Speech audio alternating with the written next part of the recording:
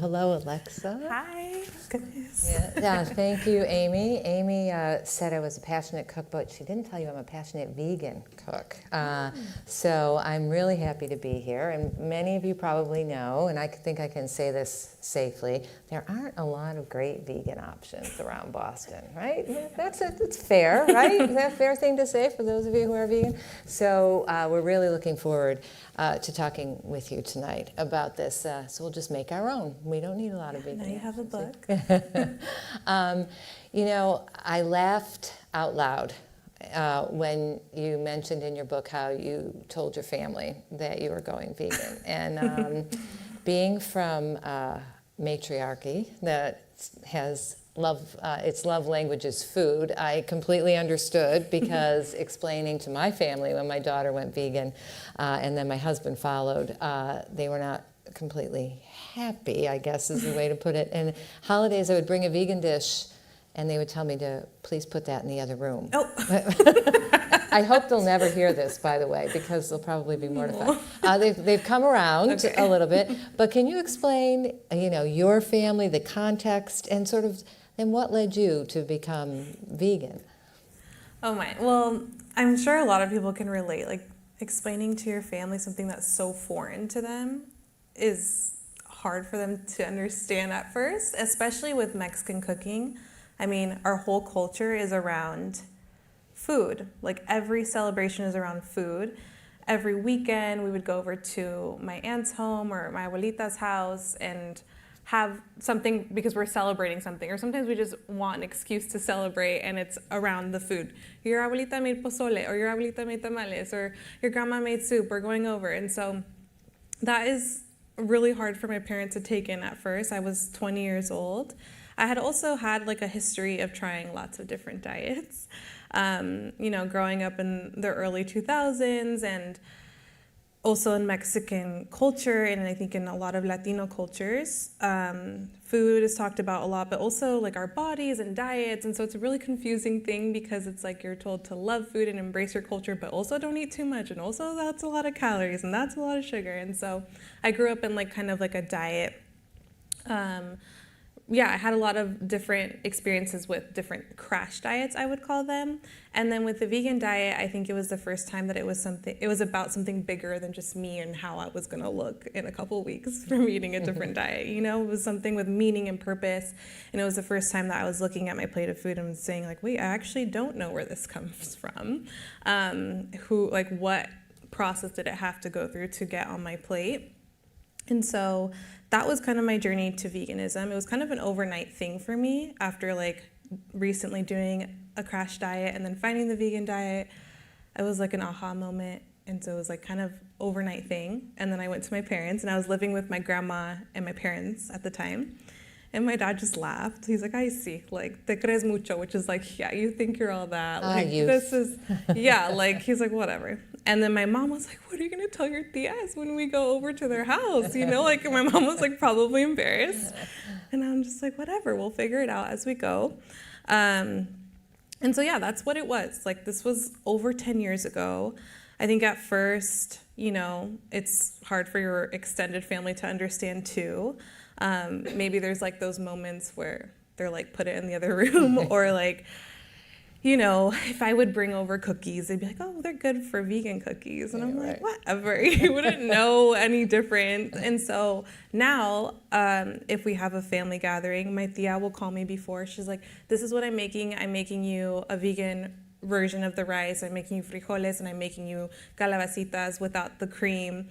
So that's like really sweet. And that took years. Like, people ask me all the time, like, how do you get to that point? I'm like, it just takes patience, and for them to see like why you're doing it, and that it's not just like a little, a phase of yours, that it's something that really means a lot to you. And yeah, so it's really nice because they're much more understanding. My mother is much more understanding. So is my father. Now, my dad is the type of man that's like, every restaurant needs to have a vegan option. And I'm like, Dad, relax. Like, he gets upset. And we like sit down and he's like, there's not an option for my daughter. I'm like, it's okay. So yeah, he's like, they're like my biggest fans. Yeah. Any converts? My mother-in-law Yeah, I've been with my husband. He's in the back with my sleeping baby. If you hear a baby screaming, that means he woke up from his nap.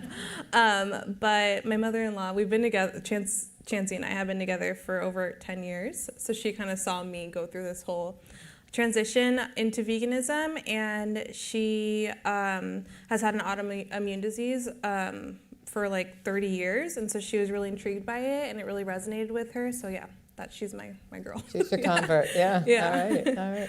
And you know, you write in the book that actually Mexican food is primarily plant-based, right? Yeah. So there is, you know, you're not completely bucking tradition here, right? Yeah, I think most people would like immediately say like absolutely not, but I think if they have a very like narrow, minded view on Mexican food, yeah, you don't think that it's the most vegan friendly, but if you think about like its roots and its indigenous roots especially, you will see that there are a lot of plants in Mexican cuisine.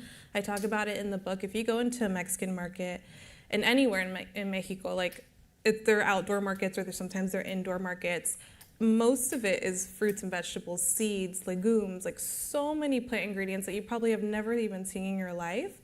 So yes, there are a lot of plants in the culture. I think a lot of it gets lost, especially in Americanized versions of our food.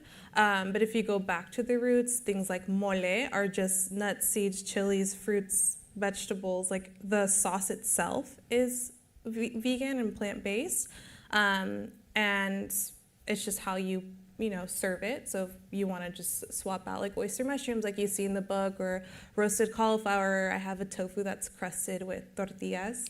So you crush the tortilla chips, and then it's, instead of using breadcrumbs, you use tortillas. So yeah, it's just like changing your perspective on it. And it's not even for me about like, oh, I want my whole family to eat 100% plant-based. It's just about like having a more open mind and kind of going back to the roots of Mexican cooking. So you have a lot in here, and they're wonderful recipes and terrific tips. And I love the way you structured the book, too. Sort of, this is what you should have in your kitchen for tools, and these are the kinds of ingredients that should be pantry staples. I think it's lovely. But I wonder first, before we get into some of those details, when do you know that this is the recipe that you want to maybe veganize? Is that a verb now? I think it is a verb, right? It's a verb. I think I use we did say it's a verb. And what sort of recipes do inspire you to say, that's the one I'm going to take on and really work at it to make it my own? Well, to be honest, I'm such a foodie, and I always have been. Like, I was never picky as a kid. I think that's why my dad was also really shocked. He's like, yeah, right, like, you love food. So for them, like, if you're saying you're vegan, you're cutting out so many things. But yeah, growing up, I, like, ate everything. Like, if my parents were getting sushi, I was eating at, like, 6 years old. Like, I was not afraid of food. And so with veganizing dishes, I think I've tried to not everything, but, like, I try to, like, tackle almost everything in the Mexican cuisine, because I love it all. There's things that are harder than others, of course, but I just do my interpretation of something. Like, for example, what you guys get to try later is al pastor cauliflower. So I take the al pastor seasonings and like not necessarily the process, but I take like the marinade and I apply it to cauliflower. Or like I take my abuelita's barbacoa, which is like a Mexican barbecue, and I apply it to mushrooms. So it's just applying it to different things. That's kind of the process, and how I look at the ingredients and the recipe, and I say, okay, what are the vegan things? It's the marinade. So I'm gonna take the whole marinade as it is and then apply it to plant ingredients. That's kind of how I go about it. But yeah, there's things like pozole rojo. My grandma's like red pozole. That's been hard for me to veganize because the base of it is pork, and that's a pretty strong flavor. So I haven't done that one, but I'm not gonna lie to myself and say I can make a pozole that tastes just like my abuelita's, because you can't. Sometimes you just can't, succeed and make something that tastes exactly like your grandma's. So instead, in the book, you'll find a pozole verde, so green pozole. And the reason why I chose that is because it's like a very herbaceous broth. There's even pumpkin seeds in it, cilantro, spinach, and it's just such a flavorful broth. So no, it doesn't taste like my grandma's pork pozole, of course, but it is a very flavorful pozole, and you can still enjoy pozole with your family. that is, made with plants. And we should say we are going to have a demonstration later, and Yes. this is Hearts of Palm ceviche, right? So there's a substitute there. You also mentioned jackfruit Yes. in the book, which is interesting. Tell us all in case folks aren't familiar with it, and how jackfruit. to buy it. Jackfruit is this very large fruit. It actually can grow like gigantic, like this large of a fruit, and it's spiky on the outside. It's grown in Mexico and in parts of Asia, and on the inside there's these little pods, and if you open the fruit before it's ripe, you can use it for savory things like what you see in the book, and it shreds like chicken. And then if you wait until the fruit is ripe, then it tastes like, have you had it? Like, yeah, it tastes like juicy fruit gum. It's so interesting. So you want to take the unripe jackfruit, and you can find it, obviously you're not going to go out and buy this big old fruit itself. It's actually kind of hard to find, but you can find it canned, and you want to get it in brine or in water. So it will say green jackfruit in brine or in water, and that you can use as a chicken substitute. I actually have a funny story. I was probably like 2 years into my vegan journey, and I was living with my parents, and I was shredding the jackfruit out of the can for something. I think I was going to make enchiladas, and my dad walked down, and he's like, "¿Estás comiendo pollo? Like, are you eating chicken?" And he's like, "What is that?" I'm like, "No, it's jackfruit." So it really does look like chicken, especially when you shred it. And it takes on flavors really well. I talk about how I like to deal with jackfruit because there sometimes has like a little bit of a brine taste to it, but I go through this whole process to kind of take that flavor out, so you kind of are left with like a flavorless thing, but it takes on flavors really well. So I have it in tamales and a few other dishes. You also have a tip about using cactus. Yes. Right? And nopales, yeah. So in case people don't like it, similar to okra, right? Can you tell? Yeah, so with nopales, that's a very traditional thing to eat in Mexican cuisine, vegan, vegetarian or not. You'll go to like a carne asada, which is a Mexican barbecue, and the vegetable or like green that you'll see is nopales, and it's cactus, and it's very nutritious for you. But I think most Mexicans will say either I love it or I hate it. My mom says she hates it until she's tried the salad, actually. Oh, really? Now she likes it. Yeah, now she likes it the way that I prepare it, and my grandma would always try to get her to eat it, and I loved it because I was the kid who ate everything. But the process that I have in the book for the ensalada de nopales, so it's a cactus salad. Actually, instead of boiling it or grilling it like most people would, I cook it in salt, like coarse salt. So it kind of cures it instead, and it leaves you with a different texture. A lot of people don't like it because it's a little slimy. Have you had it? It's like an okra. Yeah, right. It's like slimy. But the technique of curing it in salt will take away the sliminess, and you'll have a better experience with it, I think. It's really delicious in that salad. Great tip. Yeah. Great tip. So we have some questions. And remember, if you do have questions, put them on Slido. But I think these are good to ask you now. Did you go to cooking school is a question from Slido. I didn't. My teacher was actually my mother-in-law taught me a lot about cooking.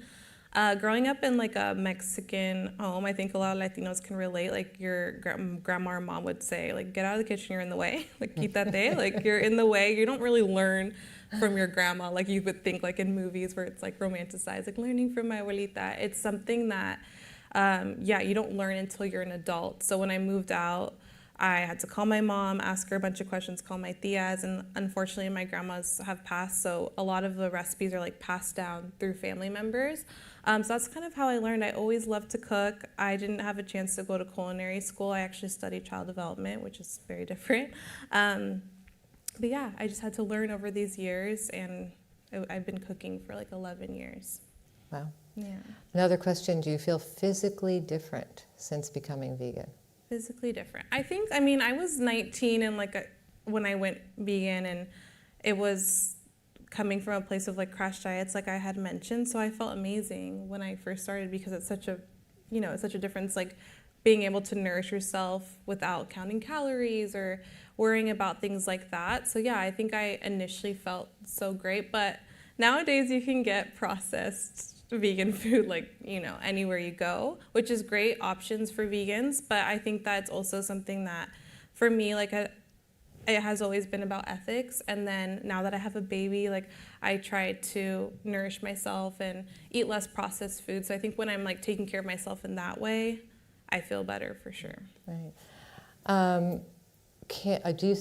Do you use any plant-based meat in cooking at home? Not that much. I love using tofu. I love using soy curls as well. Sometimes we'll get like the processed stuff for fun, like burgers and things like that. But in the book, I really tried to make it really accessible for everyone. I didn't want to put too many like packaged meat alternatives. I wanted to really use a lot of just whole food plant ingredients. So I think one of the recipes, the albondigas, which is Mexican meatballs, uses a vegan ground beef. But aside from that, it's mostly plants, and that's how we kind of cook at home.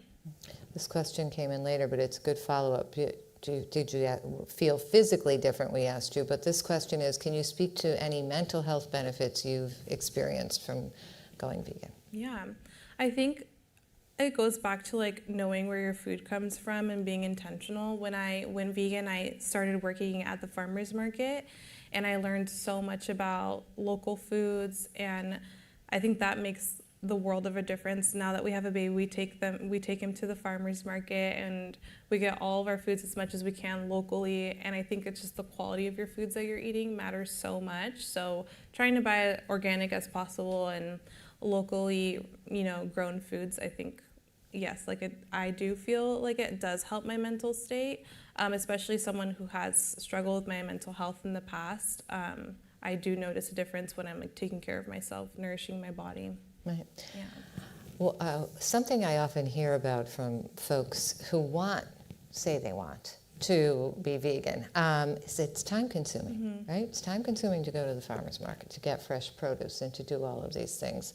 What's a good tip for folks who might be worried, and you have a 1-year-old, you know what it's like to be juggling all of this and try to cook meals from scratch and then cook vegan meals from scratch. What's a good tip that you would tell folks? Oh, I told Chancey the other day, I was like, we have to start, like, not meal prepping, but prepping some things at the beginning of the week to make things easier. Because I find myself, like, now that I'm a mom, like, there's just sometimes I'm like, there's just no time. Sometimes to make dinner and breakfast, lunch, dinner every single day, I do sometimes feel really tired and overwhelmed. But I think prepping things, so like making a batch of beans in the beginning of the week or a batch of lentils has helped so much. And yeah, we can do things more convenient on some weeks, like we'll get canned beans. But the other day I was like, my grandma would be like, Cassie's like, what are you doing? You could put a whole pot of beans on and have it for the week. So that's what we did. No cans. I made a pot of beans, and it lasted us literally till we left on Friday. And so yeah, it's making those little changes, and I know it can feel overwhelming no matter what diet you're eating to nourish yourself and figure out what you're going to eat every meal, but you can come up with a lot of different meals using a pot of beans. You can do enfrijoladas, which is like enchiladas with bean sauce instead of salsa. You can do refried beans. You can do frijoles de la olla, which is a pot of beans fixed up with all the toppings. So I think it's just making those small little things that you can do in the beginning of the week to make it a little bit easier, and like prepping things like the little potato garbanzo bean cakes. Those I made for my son at the beginning of the week, and we had them for lunch throughout the week. So just things like that. Yeah. Okay. Yeah. All right. Good tips. And which goes right to our next question. So that worked out well. What's your most useful cooking tool or process? Tool or process? Let's think. I would say I am like very old school with cooking. Like I know that a lot of people love crock pots. Actually, people were DMing me on Instagram when I was making a pot of beans, like, just use the crock pot. And I'm like, but I like the, the feeling of like cooking it over the stove. Yeah. But something that actually just came to mind that I do all the time is there's a lot of poblanos in the book. I hope you guys can get those in Boston. Yes. Okay. Yeah. So poblanos are a lot in the book because I love them. It's in the green spaghetti recipe. It's the rajas con crema. It's delicious. You guys have to try that one. But my tip to roast the chilies, because my grandma would just do it over an open flame, but some people don't have gas stoves. You can do it in an air fryer, which I know a lot of people have air fryers, or in the oven on broil setting. But I pop them in the air fryer on high, and they roast beautifully, a couple minutes, and that's all you gotta do. There's no mess. Good. You also mentioned a mortar and pestle, Yes. but a specific one, and you have to cure it, which I Yeah. didn't know. Can you tell folks? That's called a molcajete. So yes, it's a mortar and pestle. It's a Mexican version. It's made with volcanic stone, made out of volcanic stone. And yes, you do have to cure it before, which is a lot of work. When I was pregnant with my son, you go through like the nesting where you want to clean everything and do all these things that don't matter.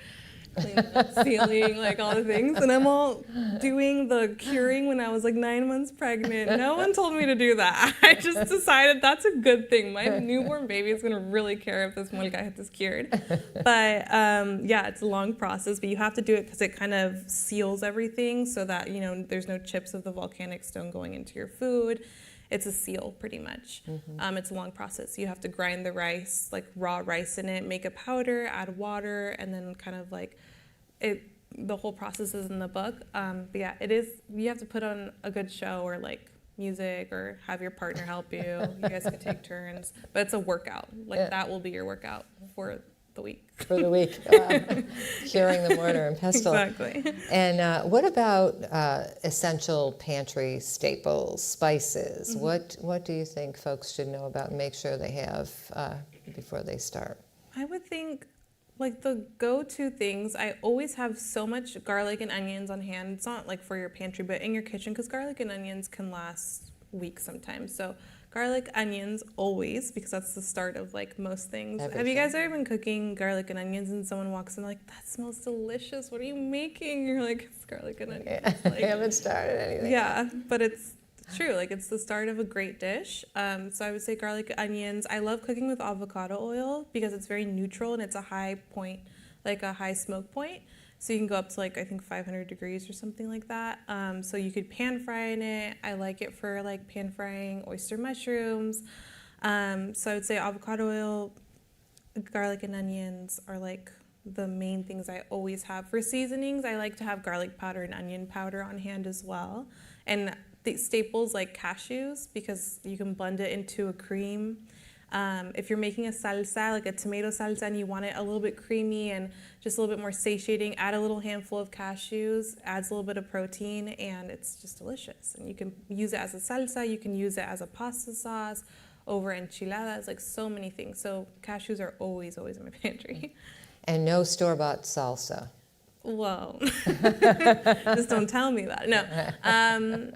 That's another thing you can prep in the beginning of the week. It's just so easy, and you guys will be so surprised if you don't make salsas already how easy it is. And you can keep it in your fridge for maybe like up to a week and a half. My dad would make a batch of salsa every week. He makes the roasted salsa that's in the book. It's just so good. You can put it on so many things, and it won't go to waste because you can put it on things, but you can also turn it into a pasta sauce, again, with the cashews. So yeah, there's so many things you can do with it. And there are differences in oregano, Yes. which I didn't know when you mentioned in the books. Should folks be yeah, thinking about that? There's something like Mexican oregano is like what you want to look for. I think, yeah, there might be like a couple different ones, but in the store you want to look for Mexican oregano. Because there is a definite difference. Yeah, there's a difference in the flavor. Yeah. Mm-hmm. Question from the audience. And remember, if you do have questions, you can put them on Slido, but you guys are so good. I mean, I could just be reading your questions up here. Do you make your own corn tortillas, which you Yes. do in the book? And they're beautiful. Thank you. Yeah. Yeah, they look like really nice when you press flowers into it. You can use squash blossoms when they're in season. So They're so beautiful. good and they're so beautiful. But you can use any edible flowers. You can even use cilantro. But yes, I go through the whole process of making corn tortillas, which is a process. But once you get it down, like you'll be a pro. It just takes practice. And then there's also flour tortillas in there that are really, really good. And those are, I think, foolproof. Like they're pretty easy to make. The corn ones are a little bit harder. I would just say it just takes a little bit more practice. Mm-hmm. Yeah. Will you raise your son vegan is another question. That's a hot question. Is it? Yeah, you guys will get the tea. So my son, the thing is with that is that like I decided to be vegan as an adult, you know, that was like my decision. as a full adult. And so I don't want to put like a label on him because he's just a 1-year-old baby. And so he'll eat how we eat at home. And if he wants to try something when he's at grandma's house that we don't eat at home, I'll say, okay, if you want to try it, you can try it. I think a really important thing for me is for him to have a good, healthy relationship with food. And I want him to, of course, have an understanding of where food comes from at the age that's appropriate. So yeah, I'm a first-time mom. I'm still learning and I'm figuring out how I want to raise him in a lot of aspects. But essentially, yes, he will eat what we eat at home, and then he's free to try things. And also another thing is like allergies is a big thing for kids, especially nowadays. So we have to also make sure that he's not allergic to even animal foods, because if he does want to try them, like that's also something to think about. And so yeah, it's a process, but we're learning. Now I remember when my daughter became vegan, she was 8, so she was a little bit older, but the big concern was protein. Yeah. So would there be enough protein, or is that a myth almost to say it's difficult for vegans to get enough protein? You know, I'm not a nutritionist or doctor, so, but my take on things is that every body is so different. So it's like taking someone who can eat all foods, meaning they can like have no allergies, then yes, I think that most people can get enough protein on a vegan diet. Like that is definitely a myth. That's a silly thing that people like to say, like, oh, well, where do you get protein? Right, There's protein in so many things, in the seeds, like pumpkin seeds and cashews, and so many things that people don't suspect because it's not like a piece of meat on your plate. And so, yeah, I think it just depends on each individual person. Yeah. Yeah.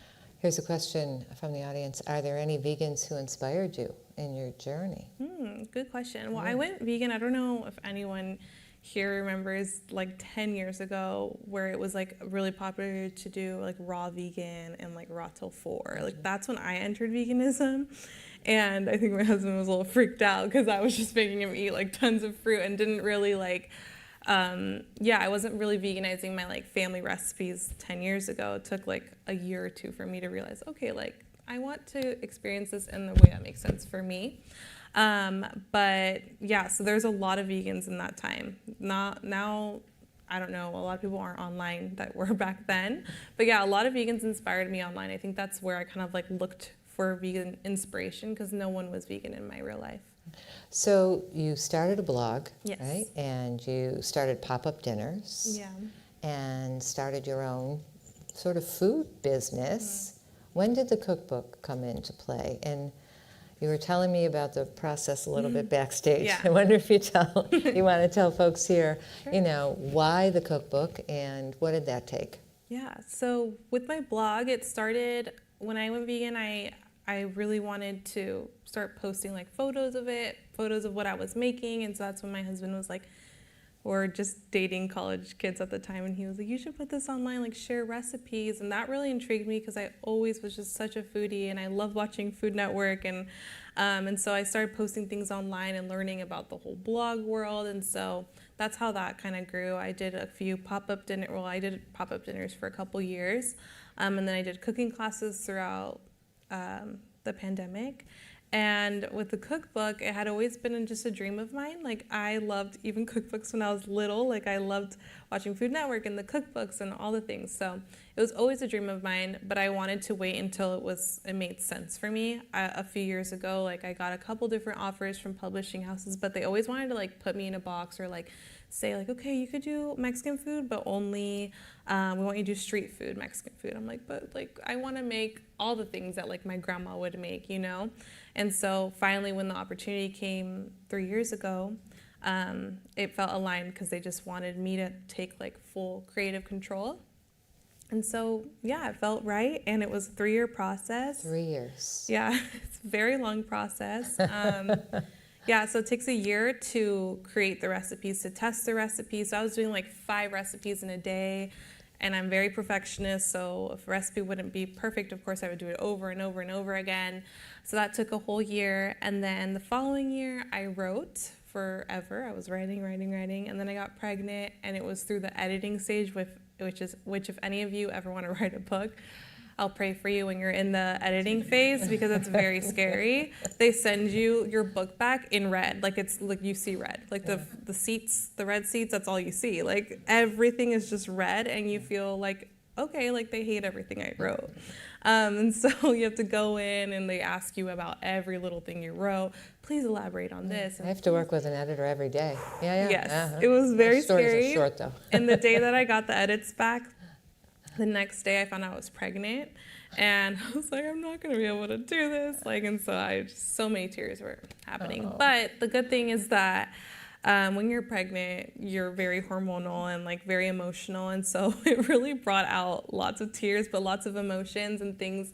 Like it triggered emotion or memories from my childhood. So I really threw my whole soul into this book. Like it's not just, I'm very proud of the recipes, but I'm also very proud of the stories I was able to tell. And I don't think I would have been able to do that without my editor, who really pushed me, and being pregnant, because again, like the emotions and so many feelings were out there. So that was the process. And the photos are beautiful. Thank you. So when you buy the book, you'll see the photos are really beautiful. You took these. I did. Yes. Those are also something I don't recommend doing. Why? It was so much work. I just, I just was like I think I was a little naive on like the things that I could take on. I mean, I did it, but it was really hard and process. It came out. It's lovely. Thank you. So I took all the food photos. The photos of me, my husband took. He likes to say that he clicked a button because I'm like, and then this way, and then babe, stand right here. And then he did take the photos though, so I do give him credit. And so the food styling, all the things I did myself, yes. A lot of work, a lot of work. How's your family been reacting to? Oh, they're so proud and happy, and my dad is over the moon, so is my mom. So yeah. and it is unusual. There aren't a lot of Mexican plant-based cookbooks, right? No, I mean it's really a handful, rare. Yeah, but I'm really glad to add to this space. I think it's really important.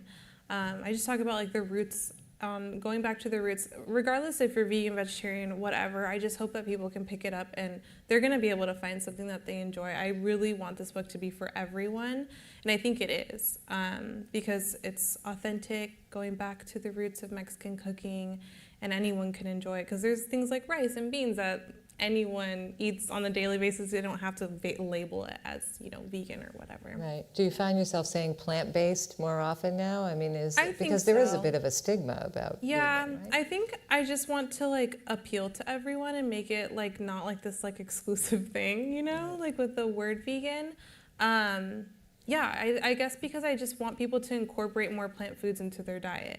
And that's just my approach. I think that there's so much value in how each vegan person wants to go about their journey on how they want to like get people to join them or eat more plant-based foods. But for me, I just want it to be like, oh, that's great that you ate a vegan meal today. Like, that's great. Right. That's amazing. Right. Yeah.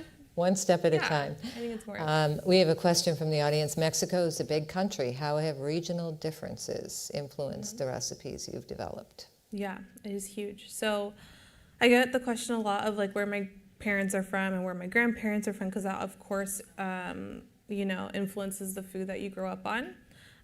So my grandmother on my father's side, she grew up in Jalisco, but in a very tiny small pueblo, which is a tiny town. And so there are recipes like chile de uña, which is like a pico de gallo, which a lot of people know what it is. Pico de gallo is just like chopped tomatoes and jalapenos. So the one that you find in the book is like a green version of that, because you use tomatillos instead of regular tomatoes. And so it's sweet, because I'll get messages, or even someone told me in person that like, I haven't ever seen this recipe, like this exact recipe online. Like it's something my great-grandmother used to make. And this is the first time I ever see someone else say that they've made it. I was like, oh, really? Because my abuelita's from this small town. She's like, no way, so is mine. So like, it's just so interesting to put out recipes like this, because again, Mexico, like the person said, is gigantic. And then there's my grandfather was from Sonora, and he loved flour tortillas. They only do flour tortillas over there. And so he tested that recipe when he was still alive. So it's really cool, because my grandparents are from all over, and it the food is influenced by that. And my mom grew up eating only red enchiladas because of where her family's from, and my dad grew up only eating green. And so my mom's like, when I started dating your dad, I loved that they ate green because I never got to have that as a kid. So it's really cool because you have a mix of a lot of things in the book. Yeah. Another question, other than Mexican, what is your favorite vegan cuisine? Hard question, and any tips for a vegan newbie? For sure, Asian. I love Asian food. Yeah. So good. I mean, every type of Asian food, really. I love Indian food. I love Japanese food. I love Chinese food. I mean, it's very up there with Mexican food. And then what was the second question? Any tips for a vegan newbie? Tips. Folks just coming onto the vegans. Okay. Well, I again, I think it's just important to take small steps because you don't want to overwhelm yourself. There's no one telling you to hurry up or do it a certain way. Just do it however it feels good for you and enjoy foods that you already enjoy. Like if you love pasta, then just make a vegan pasta, and something like an Alfredo. I love to do, that's one of the first things that I made my friends when I went vegan because people love Alfredo pasta. It's so delicious. So I do a cashew Alfredo. My blog is also free and has tons of recipes. But I would make them the cashew Alfredo, and they loved it so much. This tastes exactly like, a classic Alfredo, and it's still rich and indulgent.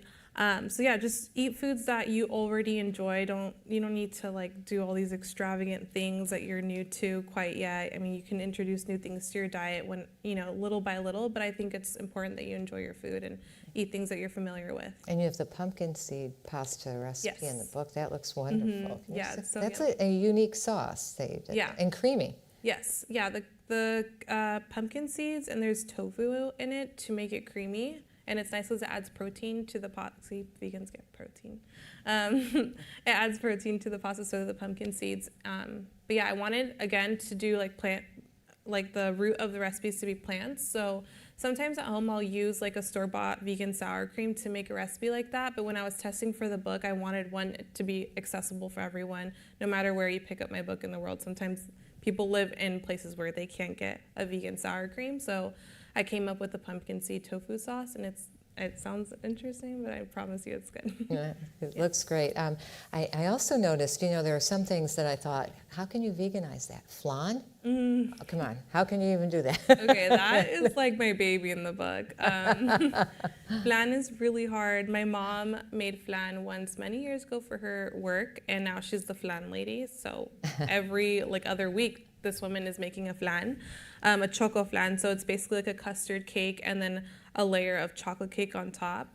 And so, yeah, that one took me actually 7 tries because flan is made out of egg yolks and cream or milk. And so my mom sent me the recipe because that's how I do it. I text my aunt or my mom's for the recipe, and when she sent it to me, I was like, oh great, how am I gonna do this? But yeah, that one took me a lot of work, and when I got it down, I had happy tears. So it's really good. It looks delicious. The pictures, as I said, are amazing. Careful, though. You might become the flan lady if you take it somewhere. You're gonna ask for it over and over again. So another question: what's your go-to meal? I don't know. Maybe I think of something that I make so many mornings is tofu scramble because it's it's easy, it's protein, and I make the tofu a la mexicana. My dad would make huevos a la mexicana every morning. It's just Mexican eggs. It has chopped tomato, onion, garlic, and serranos. So I do that, but I add tofu to it, and then we always just do a side of beans and a tortilla. That's our go-to. Okay. So let's do the demo. Yeah, right. do it. You guys want to see her cook, right? Because that's why you're all here, right? We're not quite done yet, but let's say what inspired you to make this, and explain to us. This is hearts of palm ceviche? Yes, hearts of palm ceviche. So with this recipe, I talk about it in the book as this is when my Mexican Americanness was showing, when we would have ceviche, because on football game day, my dad loved football, or still does. He, instead of making like game day snacks, he would do a ceviche all the time. So we would do shrimp ceviche. So this is essentially my dad's recipe, but instead of shrimp, we're using hearts of palm, which is the center of a palm tree. And the texture, I would say, is similar to fish. Like, have you had hearts of palm? Would you say that like it kind of shreds sometimes? Right. And then with the ingredients that we're adding, it does end up tasting a little like fish. It's very interesting. So we have just chopped cucumber. It's almost like a swordfish, right? Yeah, I would say like a white fish, definitely. And this is the recipe that, you guys, I take to my Mexican family who, they're very hard critics, like especially my tias. They're like, they will tell me like, mija, like this doesn't taste right, if they needed to. But this is the one that like I take to my family and they ask for it. And the following time, like my tia tried to copy my recipe. I was like, wow, I can send it to you. There you go. Yeah, she came the next following time with a ceviche with hearts of palm. And I'm like, I'm so proud. And So we've got celery, tomato, red onion. so this is cucumber, tomato, red onion, serrano. This is cilantro. Yeah. And then this marinade, all it is lime juice. And because it's like we're not using, any raw fish, you don't have to worry about anything. But with traditional ceviche, you're cooking the fish in the lime juice. But we still add the lime juice for flavor, of course. And then just a little bit of pure tomato juice. And then we'll add some salt and a little bit of garlic powder. And that's it. And so with this, the longer it sits in your fridge, the better. So yes, you can enjoy it right away, but if it marinates in your fridge overnight, then you have like a flavor explosion. It's just better if it sits in your fridge overnight, even up to 2 days. You'll notice that it gets even more flavorful. So this is something that you can prep at the beginning of your week, have it in the fridge and have it for lunch or as a snack. And it's beautiful. Yeah, and you can serve it on tostadas, which are just like, a corn tortilla that's like fried or baked, which is how my family would typically have it. Or you can serve it with tortilla chips. And then a lot of families like to do like a thin layer of mayo and then the ceviche on top. And there's a homemade mayo in the book that is so easy, you guys. Like it's very, very easy. It sounds like it would be complicated, but it's not. It's just a few ingredients, and all you need is a blender or a hand immersion blender. So yeah, that's the ceviche, and then you can serve it with avocado too, and it's delicious. Beautiful, really beautiful. So it looks, this you could take to anywhere really. So it'd be a party, dip, Yes. a little avocado on top, Yeah. and then you've got, are we going to try it? Yeah, let's try it. All right. My son turns 1 in a couple weeks, and this is going to be one of like the appetizers. For his birthday party. Yes. All right. Because I know it's like the thing that everyone will love. Here you go. Okay, ready? Yeah. All right, little on a tortilla. Can they see us still, or are we blocking the camera? They can see us. There. There we go. We're just going to eat in front of you. I hope you don't mind. You guys gonna And, get we'll FOMO? tell you Like, I how feel great it is, bad. I promise. And so, Yeah, and then the idea is like there is mayo on the plate, but the idea is that the mayo would go like on the tortilla, so you can do it without. But just get a little bit of like avocado. and a little mayo too. Yeah, you can, just like a tiny bit. Looks Wait, you guys are gonna see us eat? I know. Sorry, I'm so Let's sorry. get my husband up here. He gets better like food tries. Oh my gosh. Good, So right? good, really good. This one was prepped for us, so it had time to sit in the flavors. Well, marinate is a better word. And it's really, really good. And Yay. And what did they say? You wouldn't even know it's vegan. No. But like something about the hearts of palm tastes like a So little good. fishy in a weird way. It's very good. Now, what's next for you? You did your cookbook. Now what do you do? I did my cookbook. It took 3 years. So It if took you me a want year. another one, I'll I'm see you in taking a 3 years. vacation. Yeah, people have asked me, even like my book agent's like, so we'll talk about the next one soon. I'm like, the next one? What do you mean? So yeah, we're gonna see how things go, and like I'm still gonna, be sharing recipes online. We're growing our family now, and I would love to make, recipes for little ones soon. Yeah. As he gets older and stuff, that really intrigues me. And like I have a background in child development, so we'll see how that all goes into it too. But yeah, I really just hope everyone just really enjoys the book. It's something that I just want to be in people's homes for like decades and like passed down. So yeah. Well, congratulations. Thank you. Thank you. You so much. Thank you to Alexa Soto. Thank you. Thank you for having me. Thank you all for coming. Alexa, you're so charming. Oh my gosh, thanks. And the baby's still sleeping, right? Yeah, he's still sleeping. You guys, That's okay. he would have been screaming. We would have known. I know. I thought he would have recognized you.